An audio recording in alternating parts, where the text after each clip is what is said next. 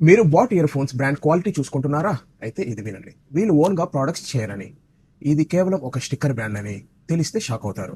చాలా మంది షార్క్ ట్యాంక్‌లో అమన్ గుప్తాని చూసి బోట్‌ని ఒక టెక్ జైంట్ అనుకుంటున్నారు. కానీ ఇన్నర్ రియాలిటీ ఏంటో తెలుసా? రీసెంట్‌గా లీక్ 1500 క్రోర్ ఐపీఓ పేపర్స్ వాళ్ళ అమన్ గుప్తా అండ్ సమీర్ మెహతా సడన్‌గా వాళ్ళ జాబ్స్‌కి రిజైన్ చేశారు.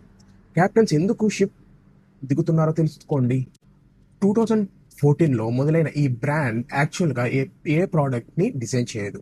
చైనాలోని ఫ్యాక్టరీస్ తయారు చేసే జెనరిక్ ఎలక్ట్రానిక్ యాక్సెసరీస్ని ఇంపోర్ట్ చేసి వీటికి trendy colours, cool names and heavy marketing add చేసి ఇండియాలోని యూత్కి ప్రీమియంలా అమ్మారు.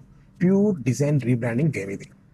కానీ ఇప్పుడు మార్కెట్లో ఐడెంటికల్ క్లోన్స్ ఎక్కువైపోయాయి. ప్రోడక్ట్ సాచురేషన్ రిస్క్ విపరీతంగా పెరిగింది.